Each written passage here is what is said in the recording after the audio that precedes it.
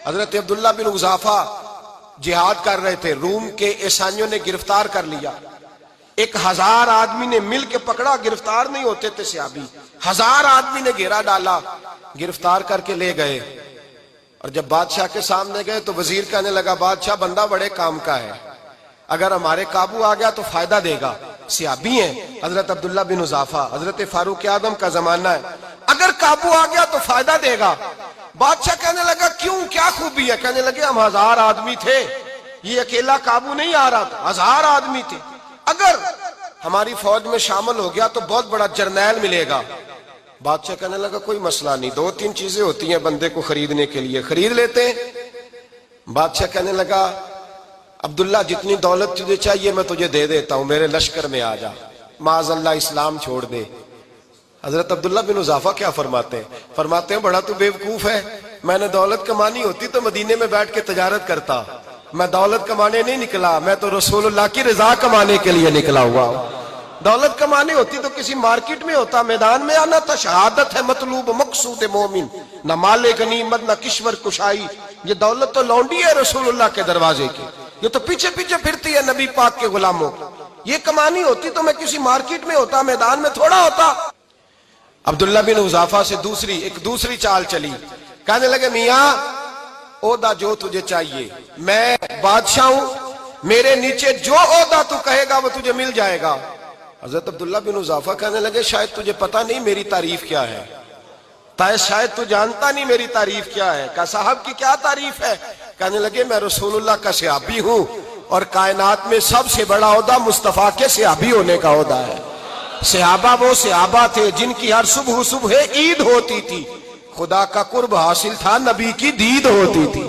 فرمایا میں نے حضور کے جلوے دیکھے ہوئے ہیں، مجھے عہدے کی ضرورت ہی نہیں، اور میں نے عہدہ لینا ہوتا تو میں سیاست کرتا، میں تو شہادت لینے نکلا ہوں میدان میں، عہدے کا میں نے کیا کرنا ہے۔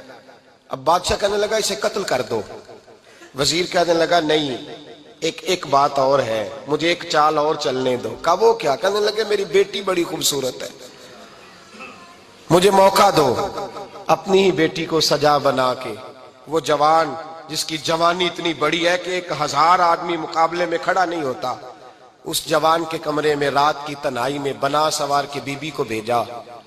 وہ بی بی کہتی ہے میں ساری رات بن سور کے اس صحابی کے کمرے میں بیٹھی رہی، لیکن یہ کیا شخص تھا، ساری رات ہی مصلے پہ بیٹھا رہا، ساری رات ہی، کچھ دیر تھک جاتا تو یہ کریم رسول پہ درود پڑھنا شروع کر دیتا۔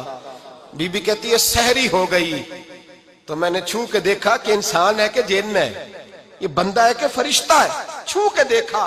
کہنے لگے پیچھے ہٹ جا، میں نے کہا میں نے تو سنا تھا تو 1000 کے مقابلے میں ہے، اور تو اتنا بے حس ہے کہ بنی سوری دلہن بیٹھی ہے، تو نے نظر نہیں کی؟ عبداللہ بن حذافہ، بی بی کہتی ہے نظر پھر نہیں اٹھائی، نظر پھر جھکی ہوئی ہے۔ کہنے لگے بی بی میں مجبور ہوں، اب میرے اوپر کوئی حسن نہیں چلتا، میں نے جلوہ والضحیٰ کا دیدار کیا ہوا ہے، اب میری نگاہوں میں جچتا نہیں کوئی، اس لیے کہ جیسے میرے سرکار ہے ایسا نہیں کوئی۔ کبھی بھی اب نہیں کسی کا میرے اوپر جادو چلتا، میں نے مصطفیٰ کو، اور کہا ذرا پیچھے ہٹ کے بیٹھ، مجھے میرے رسول نے غیر محرم سے بچنے کا حکم دیا ہے، ذرا پیچھے ہٹ کے بیٹھ۔ سحری کا وقت تھا، وہ بی بی کہتی ہے اس نوجوان کے جملے میرا سینہ چیر گئے، کلیجہ پھٹ گیا، چیخ نکلی، میں کفر کے عالم میں روئی۔ میں نے کہا مجھے بتا تو صحیح، آخر یہ جذبہ کہاں سے ملتا ہے، آخر یہ روشنی تو میں نے دیکھی نہیں، کہاں سے آتی ہے؟ ایک میرا باپ ہے جو بنا سور کے مجھے تیرے کمرے میں چھوڑ گیا، بتلا یہ کہاں سے کیف آتے ہیں؟ تو عبداللہ بن حذافہ کہنے لگے اگر کیف لینا ہے تو بھی میرے مصطفیٰ کا کلمہ پڑھ جا، آجا دروازہ رسول پہ جھک جا، مل جائے گا۔ سویرے دروازے پہ باپ آیا بیٹی سے رزلٹ لینے، دروازہ کھولا تو بیٹی نقاب پہنے باہر آئی۔ باپ کہنے لگا کیا بنا؟ کہنے لگی پیچھے ہٹ جا، تو غیر میں